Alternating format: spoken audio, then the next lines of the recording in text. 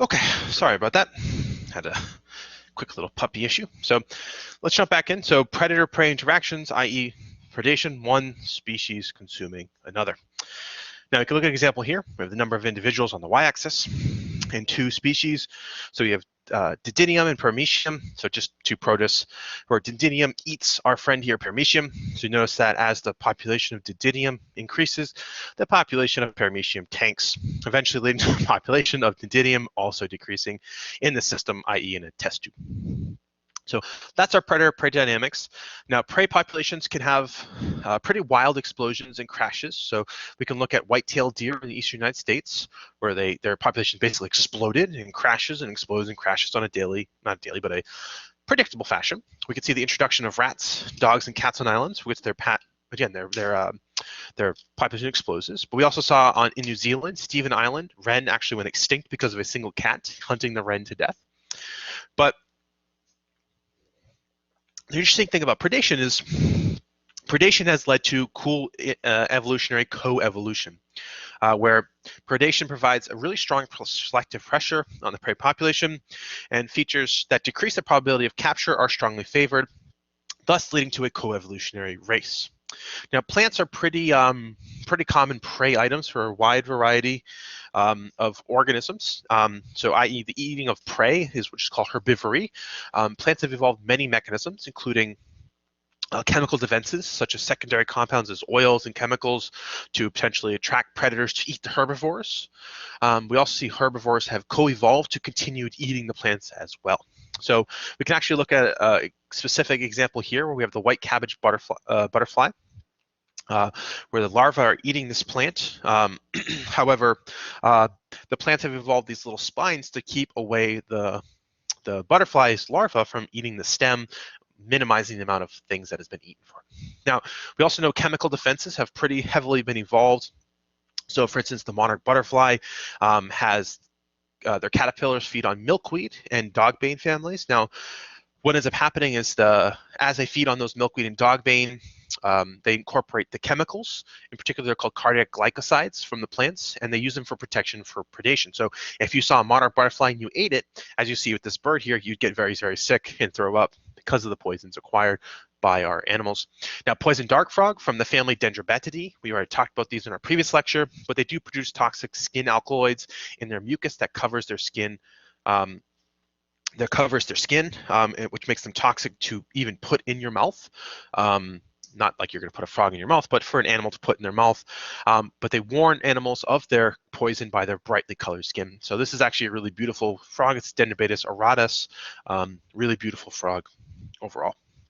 Now, there's also, as I mentioned with the frogs, defensive coloration, where insects or other animals that are poisonous use a warning coloration. Now, organisms that lack specific chemical defenses are seldom brightly colored. And so if you're brightly colored, it typically means you are poisonous and means stay away from me. That's really the reason why people do, I should say animals do, not really people. Now, camouflage, or what we call cryptic coloration, help non-poisonous animals blend in with their surroundings. And camouflaged animals do not usually live together in groups. They live on themselves. So you can see this caterpillar here. It's camouflaged to look like a stick, blending in with the environment. Thus, it lives by itself and doesn't possess any poisonous things to help it. Now, mimicry is another really cool defensive strategy we see, where one organism will mimic something that's bad. So we commonly see organisms mimicking the coloration or shape or something like that of distasteful species that exhibit some sort of warning coloration. Now, mimicking gains an advantage by looking like the distasteful model. Now, there are two distinct types of mimicry, what we call Batesian mimicry, where mimics look like distasteful species, or Müllerian mimicry, where species unrelated, several unrelated but poisonous species come to resemble one another. So we can look at this here. We have Batesian mimicry, where we have this poisonous species and this non-poisonous one, and this has evolved to look like this species. Because again, bright coloration says I'm poisonous. This guy is not poisonous, but again, evolved to look like this one to be safer.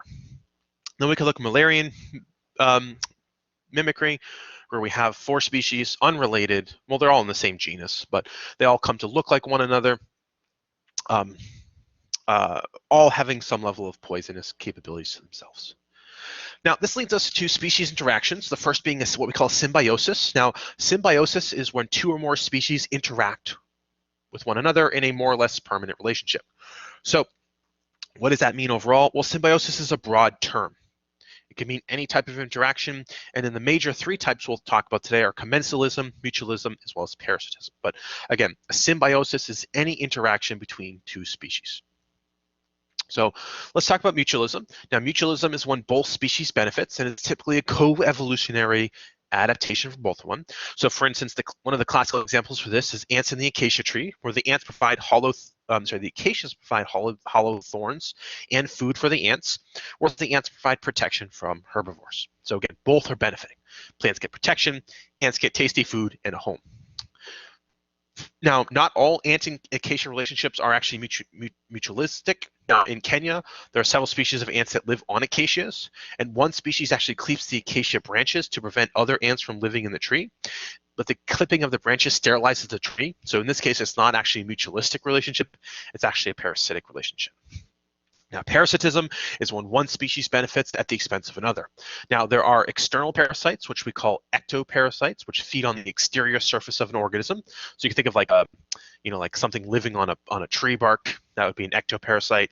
Versus parasitoids, which are insects that actually lay insects on living hosts. For instance, many wasps are parasitoids, whose larvae actually feed on the body of the host, eventually killing it. Now, we can look at an example here where we have this external parasite.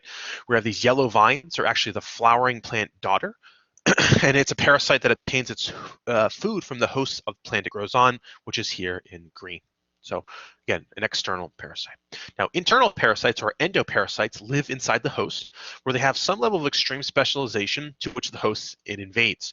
Now, the structure of the parasite may be simplified because of where it lives, and many parasites have complex life cycles involving more than one host. Now, the example I gave you earlier in the semester is malaria, when we were talking about protists, but we're going to talk about another organism with some Dicrocolidium dendricum. I believe I said that. Now, this is a flatworm that lives in ants as an intermediate host, with the cattle or organisms such as deer as its definitive host. So to go from the ant to the herbivore mammal, it actually changes the behavior of the ant. So it actually, as it invades the ant, it causes the ant to climb up to the top of a blade of grass to be eaten with the grass by the predator, thus changes the behavior of the ant to be eaten by a predator, thus infecting the brand new host. Now, our final one is going to be commensalism, where it benefits one species but is neutral to the other. Now, in this case, we have Spanish moss. It hangs from trees. It's what we call an epiphyte. But you can see all the Spanish moss hanging off this tree. It doesn't hurt the tree at all, but the Spanish moss greatly benefits from hanging out on a tree. Now, commensalism also might not be fully commensal. So we have oxpeckers and grazing animals. Now, oxpeckers like to eat parasites off grazers, and they'll actually sometimes pick scabs and drink the blood of these organisms. Now, the grazers could be unharmed by the insects the oxpeckers eat, so they might be picking off potentially not harmful insects. So it might not actually be benefiting at all. It might be actually harming it. So it's kind of a hard thing to pick up sometimes. Now, what are the effects of these interactions? Well, they have sometimes interactive effects. So predation reduces competition overall because predators, their choice and who they're going to eat depends on the relative abundance of the prey options. And the superior competitors might actually be reduced in number by predation. And this allows other species to survive when they actually could have physically been outcompeted. So for instance, here we can actually see an example of the starfish. Now, the starfish themselves will eat barnacles, allowing other species to thrive instead of being crowded out by the explosive population of the barnacles. It's kind of a cool little thing. If you want to read a little bit more about that, it's definitely there for you as well. Now, parasitism and competition are interesting because parasitism might also actually counter competitism. Now, parasites might affect sympatric species differently, changing the outcome of interspecific interactions, i.e. between species interactions. Now, for instance, the flower beetles in a competition experiment, so when they did not have a parasite, one species was dominant, and with the parasite, another species was dominant. So parasitism might reduce the fitness of the organisms by, again, giving an advantage to another organism. Now, we can also have what we call indirect effects, where the presence of one species may affect a second by way of interactions with the third species. So in this case, we have ants, large seeds and small seeds. Now you can see rodents are negative towards the large seeds, The large seeds are negative towards the small seeds, but the small seeds are positive towards the ants. Now, because of this, the rodents are directly positive towards the ants, but the ants themselves are negative to the rodents, but the rodents can also be negative directly towards the ants. So you have this really interesting sort of indirect effects going on where you can infect a species directly or potentially indirectly here. Now this leads us to a really interesting species, oops, sorry about that, which we call a keystone species. Now this is a species whose effects on the composition of communities are greater than one might expect based on their abundance alone. Now, there's a couple great examples of this, including the sea stars. Now, sea stars are great predators of barnacles, and it greatly alters the species richness of a marine community. Now, keystone species also can manipulate the environment in ways to create new habitats for other species. Now, when they do this, these are what we call ecosystem engineers. And a great example of this is a beaver. Now, beavers are keystone ecosystem species, but they are also ecosystem engineers. As I'm sure you guys probably know, beavers build dams. Why do they build dams? Well, beavers want to create nice little ponds for themselves, for their offspring, for mating, for food, and all that fun stuff. So they construct dams, transforming streams, again, engineering the ecosystem to their liking. But as they do this, they create all brand new habitats in here, allowing for other species to survive. So they turn a river into a pond. Again, very, very different environment.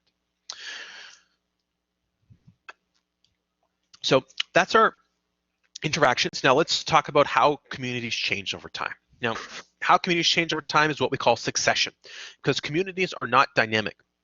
They just don't. They aren't static throughout time, they change over time. And they have the tendency to become very simple to very complex.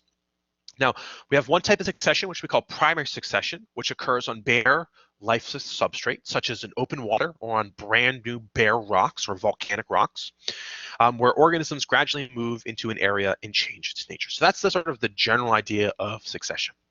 So we can look at an example of this. We have a very bare glacier where you have pioneer mosses come in. They settle the area, which leads into bigger trees to come in as more nitrogen and other things come into the soil, which leads into even bigger trees coming in. But again, we have this primary succession. We have a bare area colonized by initial species, colonized by bigger species, and then colonized by essentially the biggest species that will grow there. And again, but this can be visualized pictures here, or we can visualize it here on the graph with nitrogen as well. So primary succession is pretty cool. Now, secondary succession occurs in areas where an existing community has actually been disturbed, but all organisms still remain, or some organisms still remain. So you can think of like a field that was left uncultivated or potentially a forest after a fire. Now, how does succession work here? Well, it happens because the species will alter their habitat and the resource available in ways that favor the species entering the habitat. Now, the question we can ask is why succession happens. Well, there are three dynamic concepts in the process. So the first is establishment. The early successional species are characterized by being R-selected, i.e. those fast growers that are tolerant of the very harsh conditions in the brand new environment. The second is facilitation, where early successional species introduce local changes in the habitat, allowing for case-selected species to come in and replace those R-selected species. And finally, inhibition, where changes in the habitat that are caused by one species inhibits the growth of the original species. So let's look at an example here. Succession in animal communities where animal species in a community change over time. This is the Krakatoa Island, where there was a large volcanic eruption which changed the fauna in synchronicity with the vegetation as well. Now, the changes in the animal affected the plant occurrences, pollination, animal, as well as dispersion. So island explodes, stuff gets colonized, the animals and the plants work together to change things over time. Now, changes in communities are constantly changing, and they're a result of climate, species invasions, as well as disturbance. And we can describe these with what we call non-equilibrium models that emphasize change rather than stability to study communities and ecosystems. So this leads us to the intermediate disturbance hypothesis, where communities experiencing moderate amounts of disturbance will have higher levels of species richness than communities experiencing little or great amounts of disturbance. Now, why is that? Well, disturbance means new niches, right? New habitat, new conditions, which invites more species to come in. Because disturbance itself is really common. We think of disturbance as like something horrible, like, oh, I cut down a forest. But a disturbance can be as simple as a large tree falling down because of high winds. That could be as simple as that. So disturbance is common, and it's not an exception in communities. So if we understand the role that disturbances play in destruction in communities, is an important area to understand the ecology of these communities. So again, we don't think of disturbance as a bad thing. Again, it is a net good thing overall. So that's going to be the end of our talk about community ecology. There's a lot more to community ecology, but I think for the sort of intro bio course, we cover the important stuff of interactions and communities and all that stuff. So that's going to be the end of today's class. If you have any questions, please do let me know. But otherwise, I hope you guys have a great day.